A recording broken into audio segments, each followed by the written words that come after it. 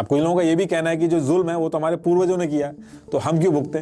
लेकिन यही लोग जब अपने एंसेस्टर की प्रॉपर्टी लेनी होती है तो उसमें पीछे नहीं हटते हैं। ये SC/ST कैटेगरी का है, इसके नंबर कम थे, उसके बाद भी इसका सिलेक्शन हो गया। क्योंकि घरों की आम भाषा में आपने जरूर सुना होगा कि बेटा किसी से भी शादी कर लेना, लेकिन कोई छोटी कास्ट से मत उठा लाना। आज भी आप देखोगे कि अपर कास्ट पॉपुलेशन में बहुत ही कम है, लेकिन इंपॉर्टेंट पोजीशन हो, जमीन की ओनरशिप हो या कुछ और हो, हर चीज में सबसे ज्यादा जो हिस्सेदारी है वो अपर कास्ट की है। हर पार्टी के जो बड़े नेता हैं वो रिजर्वेशन का सपोर्ट करते हैं और उसी पार्टी के जो छोटे नेता हैं वो रिजर्वेशन हटाने की बात करते हैं, ताकि लोग आपस में ही उलझे रहें। 1932 से आज तक कास्ट बेस्ड सेंसस लोगों के सामने नहीं लाया गया है। गांधी जी का मानना था कि डिस्क्रिमिनेशन तभी खत्म होगा जब लोग इंटरकास्ट मैरिज करेंगे। समाज से निकलने का जो डर होता है वो बहुत ही बड़ा डर होता है। ये सिर्फ वही समझ पाएगा जो समाज से निकला हुआ है या फिर ये असली राजपूत है।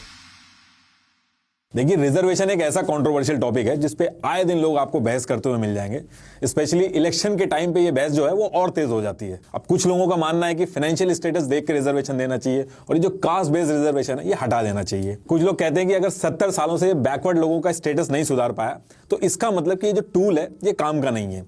वहीं कुछ लोग ये भी कहते हैं कि हमारे पुरखों ने जो गलतियां की हैं उसकी सजा हमें क्यों मिले। सब अपने हिसाब से अपना अपना मन बनाकर इस टॉपिक पर बात करते हैं। कुल मिलाकर जिसको रिजर्वेशन मिलता है वो इसके सपोर्ट में बहस करता है और जिसको नहीं मिलता है वो ज्यादातर इसके अगेंस्ट में बात करता है। आप अपने आसपास नोटिस करोगे तो आपको यही पैटर्न मिलेगा मोस्टली। अब देखिए, अगर ऑलरेडी कुछ मन बनाकर आप ये वीडियो देखेंगे तो मुझे पता है फिर आप हर्ट होंगे ही, क्योंकि इसमें मैं काफी कंट्रोवर्शियल चीजें डिस्कस करने वाला हूं। लेकिन मेरी इंटेंशन इसके पीछे बस इतनी है कि जब हम रिजर्वेशन के बारे में बात करें तो हमारे पास इसकी सही डिटेल्स हो। व्हाट्सएप यूनिवर्सिटी के फेक प्रोपेगेंडा वाली न्यूज ना हो। जो इन्फॉर्मेशन अवेलेबल है उसको लेके मैं कुछ लॉजिक्स और फैक्ट्स आपके सामने रखूंगा ताकि आप अपनी सोच बना सको। इससे पहले कि हम रिजर्वेशन डिस्कस करें, कुछ डेटा डिस्कस करना ज्यादा जरूरी है ताकि एक्चुअल ग्राउंड रियलिटी क्या है वो समझने में आसानी हो। देखिए, इंडिया की टोटल पॉपुलेशन 2011 के सेंसस के हिसाब से 121 करोड़ है, जिसमें से 20 करोड़ SC हैं और 10 करोड़ ST हैं। यानी कि SC की पॉपुलेशन 16.63% है टोटल पॉपुलेशन की और ST की पॉपुलेशन 8.61% हुई। OBC के डेटा को लेकर काफी कंट्रोवर्सी है, वो अभी आगे समझ में आ जाएगा। लेकिन मंडल कमीशन के हिसाब से OBC की जो टोटल पॉपुलेशन है वो 52% है और NSSO के सर्वे के हिसाब से 41% है। तो मोटा मोटी अवेलेबल डेटा से हम ये अंदाजा लगा सकते हैं कि टोटल पॉपुलेशन में अराउंड 75% बैकवर्ड क्लास है और बाकी जो बचे हैं वो 25% वो जनरल कास्ट है। वहीं इस पॉपुलेशन में से रिजर्वेशन की बात करें तो SC की पॉपुलेशन 16.63% है और उनको 15% रिजर्वेशन मिला है और ST की बात करें तो उनकी पॉपुलेशन 8.61% है और उनको 7.5% मिला हुआ है और OBCs की पॉपुलेशन 52% है, उनको 27% रिजर्वेशन मिला हुआ है। तो अराउंड 75% बैकवर्ड क्लास में से 50% को रिजर्वेशन मिला हुआ है और अभी जो 10% EWS मिलता है उसकी बात हम आगे करेंगे। अब देखिए, इसमें सबसे ज्यादा डिस्कशन चलता है कि रिजर्वेशन तो खुद एक डिस्क्रिमिनेशन है। आप जाति के आधार पर भेदभाव करके किसी को ज्यादा और किसी को कम रिजर्वेशन दे रहे हो और हमारा लॉ कहता है कि हर कोई कानून की नजर में इक्वल है और इक्वालिटी हमारा फंडामेंटल राइट है। तो रिजर्वेशन तो इलीगल हुआ। तो एक ऐसा टूल जो खुद डिस्क्रिमिनेशन कर रहा है वो डिस्क्रिमिनेशन से कैसे बचा पाएगा। अब देखिए, ये सारी चीजें डिस्कस करने के लिए पहले हमें अपने आप को ऑब्जर्व करना पड़ेगा कि हम अपने परिवार में कैसे बिहेव करते हैं। मान लीजिए आपके परिवार में 2 बच्चे हैं, एक 5 साल का है जो चल सकता है और दूसरा बच्चा अभी छोटा है। तो अगर हमें कहीं जाना हो तो वहां पर हम क्या करते हैं, जो छोटा बच्चा है जो चल नहीं सकता उसको गोदी में ले लेते हैं और जो चल सकता है उसको चलने दिया जाता है। या फिर ये कहते हैं कि इस घर में इक्वालिटी फॉलो होती है, दोनों के लिए रूल सेम रहेंगे, दोनों को चलना पड़ेगा। अब ऐसे ही अगर आप घर में मान लो कि घर में 2 भाई हैं, अगर किसी वजह से एक भाई की हेल्थ वीक है और उसको डॉक्टर ने कहा है कि इसको अच्छी खुराक की जरूरत है, तो आप क्या कहोगे कि घर में तो इतना ही राशन आता है, सब में बराबर बटेगा, इक्वालिटी होगी, या फिर जिस भाई को अच्छी खुराक की जरूरत है उसको ज्यादा खुराक दोगे जब तक वो ठीक ना हो जाए। ऐसे ही अगर आप मान लो कि आप ट्रैवल कर रहे हो अपनी फैमिली के साथ कहीं पे और एक सीट खाली है वहां पे, तो उस टाइम पर जो पहले पहुंच जाता है वो बैठता है या फिर कोई फीमेल या बुजुर्ग आदमी होता है उसको आप सीट देते हो। देखिए, जब हम अपने घर की बात करें तो आप नोटिस करोगे कि हम घर में भी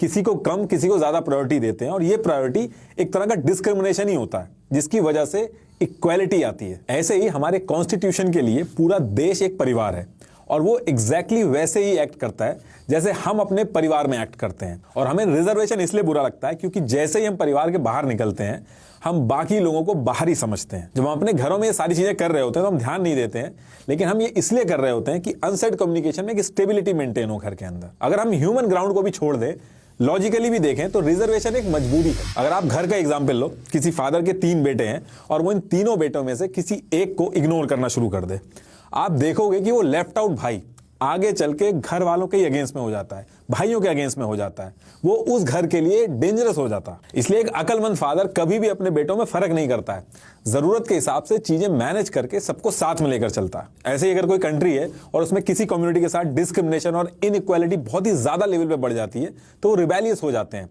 छत्तीसगढ़ और झारखंड का एग्जांपल हमने देखा है कि वहां पे कैसे लोग नक्सली बन गए। रेड कॉरिडोर जो एरिया बोला जाता है, वहां पे बिजनेस वगैरह करने में कितनी दिक्कत आती है।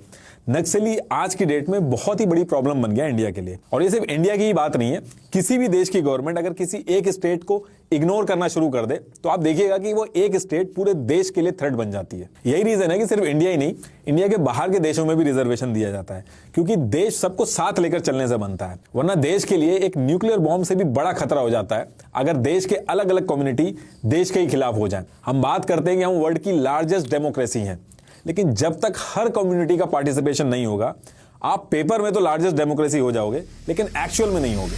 अभी हम थोड़ा सा पीछे जाएं तो इंडिया में कास्ट सिस्टम की जगह वन का सिस्टम था। पढ़ाई और एजुकेशन सिर्फ ब्राह्मण करते थे, रक्षा और राजपाट क्षत्रिय संभालते थे, वैश्य सिर्फ व्यापार करते थे और जो शूद्र थे वो इन तीनों वर्णों की सेवा करते थे। लेकिन इनमें कोई ऊपर या नीचे नहीं था, ये सिर्फ काम के हिसाब से डिवाइडेड था। हर जगह ऐसे ही था, इंडिया के बाहर भी ऐसे ही था। अगर आप इंडिया के बाहर नाम सुनते होंगे स्मिथ वगैरह, तो उनका भी नाम उनके काम के हिसाब से ही पड़ गया था। स्मिथ जो थे वो लोहार को बोला जाता है। अगर उस टाइम पे सबको पता होता कि एजुकेशन से ज्ञान आएगा और जिसके पास ज्ञान ज्यादा होगा वही रूल करेगा, शायद सिचुएशन अलग होती। लेकिन काम के बेसिस पर यह डिवीजन हुआ और आगे चलकर जिसके पास राज और एजुकेशन थी वो बड़े होते गए, बढ़ते गए और अपने हिसाब से रूल सेट करते गए और पूरा सिस्टम भेदभाव में बदल गया। आज हम भले रिजर्वेशन की बात करते हैं, लेकिन अपर क्लास के पास एजुकेशन में 100% रिजर्वेशन हजारों साल से था। वो आगे बढ़ते रहे, यहां तक कि इंडिया की रोड्स तक पे 100% रिजर्वेशन था। बैकवर्ड क्लास को रोड पर जाना तक अलाउड नहीं था। बैकवर्ड क्लास के जो मेल्स थे उनको अपने गले में कुल्हड़ लटका के चलना होता था ताकि वो जमीन पे थूक ना पाए। कमर पर झाड़ू बांध कर रखनी होती थी ताकि अगर पैर के निशान पड़ जाएं तो उनको हटा सकें, ताकि अपर क्लास वाले उस पर चल सके। अनटचेबिलिटी, छुआछूत, ये इंडिया की रियलिटी है, इसको हम इग्नोर नहीं कर सकते। महाभारत के भी टाइम पे लिखा था कि एकलव्य अर्जुन से ज्यादा टैलेंटेड थे, लेकिन वो अपनी कास्ट की वजह से कुछ नहीं कर पाए। आप खुद सोच के देखिए, जिसको छूना अलाउड नहीं था वो कुछ भी नहीं कर सकता, उसको इंसान ही नहीं माना जा रहा था। जानवरों से भी बदतर हाल किया गया था। जानवरों से दूध पिया जा रहा था, उनको दूध पिलाया जा रहा था, चींटियों को आटा खिलाया जा रहा था, लेकिन इंसान को छूना अलाउड नहीं था। और जब छूना अलाउड नहीं था तो वो ना तो पढ़ सके, ना उनको नौकरियां मिल सकी, और इस वजह से उस पर्टिकुलर कम्युनिटी की जो कैपेबिलिटी है वो कम होती गई। जनरेशन टू जनरेशन यही चलता रहा। लेकिन इस चीज को बिना समझे लोग बड़ी आसानी से बोल देते हैं कि बैकवर्ड क्लास कम कैपेबल होते हैं। कुछ लोग तो आम भाषा में बोल देते हैं कि जीन्स स्ट्रांग होते हैं अपर क्लास वालों के। आपने अपने आसपास बातों बातों में सुना होगा कि आप लगते नहीं हो कि आप एससी हो, या फिर आप एसटी नहीं लगते हो, या फिर ये असली राजपूत है। ये बातें बहुत ही कॉमन है, लेकिन दिखाती है कि हम अंदर सोचते क्या है। जबकि असल बात यह है कि बैकवर्ड क्लास से हजारों साल तक अपॉर्चुनिटी छीनी गई है, इस वजह से वो हमारी बराबरी पे आके नहीं खड़े हो पा रहे हैं। अब यूएस की बात करें तो वहां पे जो गोरे हैं वो इंपॉर्टेंट पोजीशन पे ज्यादा हैं ब्लैक के कंपैरेटिवली। तो इसका मतलब ये थोड़ी कि ब्लैक कम कैपेबल हैं। इसका सिंपल सा मतलब ये है कि वहां पे भेदभाव हुआ है। इनफैक्ट अगर आप हिस्ट्री देखोगे इंडिया की, तो जो इंडिया के शिल्पकार थे ये बहुत ही ज्यादा स्किलफुल थे। बाहर के देशों से लोग देखने आते थे कि यहाँ के लोहार आयरन में कार्बन क्यों मिक्स कर रहे हैं ताकि जंग ना लगे। पीतल के बर्तन बनाने का प्रोसेस बहुत ही अच्छे से ये लोग जानते थे, जबकि बाहर के लोगों को सोने और पीतल में डिफरेंस तक नहीं पता था। वेद व्यास जी जो दासी पुत्र थे, आज की भाषा में वो दलित होते, लेकिन वो महर्षि थे। महर्षि वाल्मीकि, महर्षि अतारी, आज की लैंग्वेज अगर यूज होती तो ये सारे दलित थे। जैसे जैसे भेदभाव शुरू हुआ ये लोग पीछे होते गए। आप किस कास्ट में पैदा हुए हो इसमें आपका कोई रोल नहीं है। आपके आसपास एनवायरनमेंट कैसा मिल रहा है, आपको अपॉर्चुनिटी क्या मिल रही है, वो बहुत इंपॉर्टेंट चीज है। एक तरफ एक बच्चा है जिसके माँ बाप एजुकेटेड हैं, सही टाइम पे उन्होंने बच्चे को अच्छे स्कूल में डाल दिया, उसकी 2-2, 3-3 ट्यूशन लगा दी हैं, अलग अलग स्पोर्ट्स भी खिलाए जा रहे हैं, सही टाइम पे उसको लैपटॉप मिल गया, वो अच्छे से लैपटॉप भी चलाना जानता है। वहीं दूसरी तरफ एक बच्चा है जिसके माँ बाप पढ़े लिखे नहीं है, सरकारी स्कूल में बस नाम लिखवा दिया गया है, घर पे पैसे भी नहीं है इसलिए उसको काम पे भी जाना पड़ता है, आसपास का माहौल सही नहीं है, उसने लैपटॉप तो देखा तक नहीं है। तो इन दोनों में से अगर किसी की नौकरी लगेगी तो किसकी लगेगी? जो पहला बच्चा है उसी की नौकरी लगेगी, वही सक्सेसफुल होगा, वही आगे बढ़ेगा, और फिर ये एक साइकिल बन जाता है। और ये चीज यही नहीं खत्म होगी, सेम चीज इनके बच्चों के साथ भी होगी। जो सक्सेसफुल है वो पीढ़ी दर पीढ़ी सक्सेसफुल होगा, जो अनसक्सेसफुल है उसका खानदान उसी नेवर एंडिंग विशियस साइकिल में घूमता रहेगा। बस लाखों बच्चों में से एक एक्सेप्शन निकल जाएगा, हर कोई उसी का एग्जाम्पल देने लगेगा। आजकल का ट्रेंड है कि जब भी किसी बच्चे को इंट्रोड्यूस कराया जाता है रिजर्वेशन, तो ऐसे इंट्रोड्यूस कराया जाता है कि देखो ये SC ST कैटेगरी का है, इसके नंबर कम थे, उसके बाद भी इसका सिलेक्शन हो गया। लेकिन ये बहुत ही गलत तरीका है, उनको हर एक चीज समझानी बहुत ही जरूरी है, वरना सोसाइटी की वो जो एक गलत अंडरस्टैंडिंग है उसको लेकर लोगों से लड़ते रहेंगे, नफरत फैलती रहेगी। SC ST कितने पीछे हैं इस बात का आप इससे अंदाजा लगा सकते हो कि भले एजुकेशन में रिजर्वेशन है, नौकरियों में रिजर्वेशन है, लेकिन उसके बाद भी उस रिजर्वेशन की सीट लेने के लिए मिनिमम जो चीज चाहिए वो तक नहीं है उनके पास, बैकवर्ड क्लास के पास। एक गांव से निकल के उस सीट को लेना ही अपने आप में एक टास्क है। आप देखते होंगे कि SC ST की काफी जगह ऐसी सीट्स हैं जहां पे खाली पड़ी रहती हैं। 81 सीट्स तो PhD कोर्सेज में खाली पड़ी हैं, 16 IITs में। 2020 के डेटा में तो यह था कि 42,000 सीट्स जो थी वो खाली थी SC ST और OBC की। हाल इतना खराब है कि उस मिली हुई सीट को लेने के लिए जो एक बेसिक रिसोर्सेज चाहिए वो तक नहीं थे। 1000 लोग 1000 सीट के लिए एग्जाम देते हैं, उसमें से 20 से 25 सीट जो होती हैं वो बैकवर्ड क्लास को मिल जाती हैं। जितने लोगों का नहीं होता है सब मिलकर सोशल मीडिया और अपने दोस्तों के सामने इन जितने लोगों को सीट मिली है इनको जलील करते हैं। ये सुनने में बहुत ही नॉर्मल लगता है, लेकिन किसी कम्युनिटी को एक सोसाइटी से कट ऑफ करना बहुत ही पेनफुल है। जो लोग गांव में रहते हैं उन्होंने खाप पंचायत का नाम जरूर सुना होगा, और भी अलग अलग पंचायत होती हैं। वो इतनी स्ट्रांग क्यों होती हैं? क्योंकि लोगों को डर होता है कि इनके नियम अगर फॉलो नहीं किए तो हमें समाज से निकाल दिया जाएगा। समाज से निकलने का जो डर होता है वो बहुत ही बड़ा डर होता है। ये सिर्फ वही समझ पाएगा जो समाज से निकला हुआ है, जो पीछे छूटा हुआ है। अंग्रेज हमें जान से थोड़ी मार रहे थे, वो भी तो हमारे साथ यही कर रहे थे, वो भेदभाव कर रहे थे, जिसके लिए हमने कितनी कुर्बानियां दी। लेकिन दिक्कत की बात यह है कि आजाद होने के बाद भी ये जो अनटचेबिलिटी जैसी चीजें हैं उसको हमने छोड़ा नहीं। रिजर्वेशन ही एक ऐसा टूल है जिसकी वजह से डिफरेंस खत्म हो सकता है। भले ये स्लो तरीके से काम कर रहा है, लेकिन ये काम कर रहा है। कहना बहुत ही आसान होता है कि ये क्या तरीका है, इलेक्शन में दोनों सीट पे सिर्फ बैकवर्ड क्लास को अलाउड कर रखा है। लेकिन असल बात ये है कि अगर ऐसा नहीं होगा तो बैकवर्ड क्लास नहीं जीत पाएगा। डरा के, धमका के, पैसे के जोर पे वो नहीं जीत पाएगा। अब देखिए, इसमें सबसे ज्यादा जो लोगों को बिलीव है वो ये है कि रिजर्वेशन इनकम बेस्ड होना चाहिए, और मुझे भी काफी टाइम तक यही लगता था जब तक मुझे डिटेल्स नहीं पता थी। देखिए, रिजर्वेशन को कभी भी इसलिए नहीं बनाया गया कि ऑल ओवर इंडिया में फाइनेंशियली लोग इक्वल हो जाएं। अगर आप कॉन्स्टिट्यूशन के आर्टिकल 14, 15 और 16 पढ़ोगे तो उसमें इकोनॉमिक इक्वालिटी जैसे वर्ड्स यूज नहीं किए गए हैं, बल्कि रिप्रेजेंटेशन वर्ड यूज हुआ है। आप एग्जाम वगैरह में भी अगर जाओगे तो वहां देखोगे कि रिजर्वेशन के साथ रिप्रेजेंटेशन जो वर्ड है वो यूज होता है। और ऐसा इसलिए क्योंकि रिजर्वेशन कोई पॉवर्टी एलिमिनेशन स्कीम नहीं है। रिजर्वेशन सिर्फ और सिर्फ इसलिए लाया गया ताकि जो हजारों सालों से बैकवर्ड क्लास पे अत्याचार हुआ है और जो भेदभाव हुआ है उसको हटाया जा सके। आप किसी को भी पैसा देके भले अमीर बना दो, लेकिन उसकी कास्ट उसके साथ हमेशा रहती है। जरूरी नहीं है कि अगर कोई आदमी अमीर हो जाए तो उसके साथ उसकी कास्ट को लेकर भेदभाव नहीं होगा। अगर गरीबी की वजह से कोई आगे नहीं बढ़ पा रहा है तो उसके लिए national family benefit scheme, national old age pension scheme, MNREGA, NREGA वगैरह ये सारी चीजें हैं। बिलो पॉवर्टी लाइन परिवारों के लिए अलग स्कीम है, सब्सिडीज हैं। सरकार अमीरों पर ज्यादा टैक्स लगाकर गरीबों की और मदद कर सकती है। कॉर्पोरेट टैक्स जो है वो बढ़ा सकती है। गरीबी हटाने के लिए पॉवर्टी वेलफेयर प्लान्स स्ट्रांग होने चाहिए। रिजर्वेशन लाने के पीछे बेसिक सा जो कॉन्सेप्ट है वो यही है कि जो बैकवर्ड क्लास है उसका रिप्रेजेंटेशन बढ़े। और ये चीज मैं आपको एक एग्जांपल से समझाता हूं। आपने देखा होगा कि जब मायावती जी सीएम बनी थी तो एक माहौल सा बना था कि बैकवर्ड क्लास के लोग आगे आ रहे थे। अलग अलग रूल्स बने, लोग सोच समझ के बात कर रहे थे, कहीं कोई दिक्कत ना हो जाए अगर हम बैकवर्ड क्लास को कुछ बोल दें या फिर उनके साथ कुछ कर दें। अब आप सोच के देखिए, सिर्फ एक बैकवर्ड कैंडिडेट के रिप्रेजेंटेशन की वजह से कितने लाखों बैकवर्ड क्लास को कॉन्फिडेंस और रिस्पेक्ट मिलने लगी। यही पावर होती है रिजर्वेशन की, यही इसके पीछे का लॉजिक है। अब कुछ लोगों का यह भी कहना है कि जो जुल्म है वो तो हमारे पूर्वजों ने किया तो हम क्यों भुगते, लेकिन यही लोग जब अपने एंसेस्टर की प्रॉपर्टी लेनी होती है तो उसमें पीछे नहीं हटते हैं। कई लोग ऐसे भी हैं जो रिजर्वेशन के अगेंस्ट में हैं, लेकिन वही सेम लोग ईडब्ल्यूएस की बात पर चुप रहते हैं, क्योंकि इस पूरे मुद्दे पे जब लोग बहस करते हैं तो अपने फायदे और नुकसान को ध्यान में रख के बात करते हैं, लॉजिक के बेसिस पे नहीं करते हैं। ईडब्ल्यूएस इकोनॉमिकली वीकर सेक्शंस के लिए 10% का कोटा है। ये इनकम बेस्ड रिजर्वेशन है जो जनरल कैटेगरी को दिया जाता है। अब ये जो इकोनॉमिकली रिजर्वेशन है ये अपने आप में बहुत चैलेंजिंग है।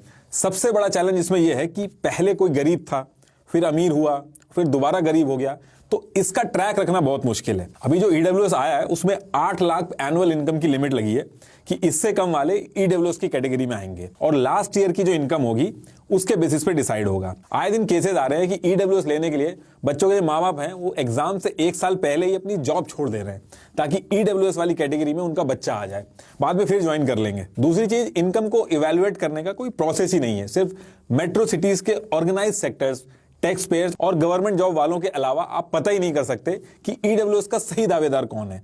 यही रीजन है कि 90 से 95% लोग एक तरह से पूरा देश ईडब्ल्यूएस की कैटेगरी में आ गया है। उससे भी बड़ी दिक्कत है कि जो इन्फ्लुएंशियल लोग हैं उनके लिए फेक इनकम सर्टिफिकेट बनवाना बहुत ही ईजी है, इसलिए आए दिन न्यूज आ रही है कि फेक इनकम सर्टिफिकेट बनवाए जा रहे हैं। अब अगला क्वेश्चन आपका ये होगा कि कास्ट सर्टिफिकेट भी तो फेक बन सकते हैं। देखिए, इनकम सर्टिफिकेट तो हर कोई बनवा लेता है, लेकिन जो कास्ट सर्टिफिकेट है ये नहीं बनवाया जाता है। एक कहावत भी है कि जाति कभी नहीं जाती। कोई भी अपर कास्ट अपनी कास्ट नीचे नहीं करवाना चाहता, क्योंकि उसको बहुत अच्छे से पता है कि सोसाइटी में बैकवर्ड कहलाने पर कितना भेदभाव होता है। और इसके साथ साथ लोग परिवार के दादा परदादा को भी जानते हैं जो अगल बगल रहते हैं, तो वहां भी दिक्कत आती है।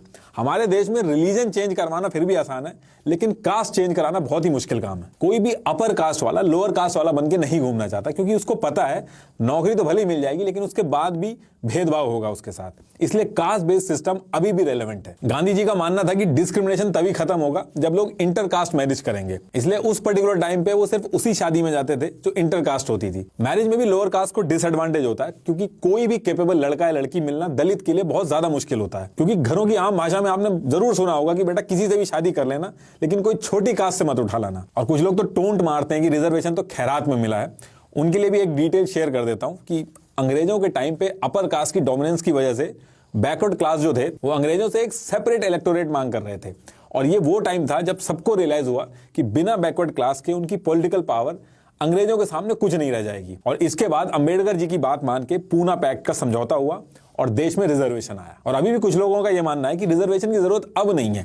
अब चाहे SC ST हो या जनरल हो, सब एक लेवल पे आ चुके हैं। और अक्सर कुछ IAS PCS का एग्जांपल देकर यह बात की जाती है। आप एक काम करिएगा, आप जहां भी रहते हैं वहां पे अपने घर से बाहर जाके जो सफाई करने वाले हैं या जो छोटे वर्कर्स हैं, रैंडमली उनके पास जाइएगा और 10-12 लोगों से उनकी कास्ट पूछिएगा।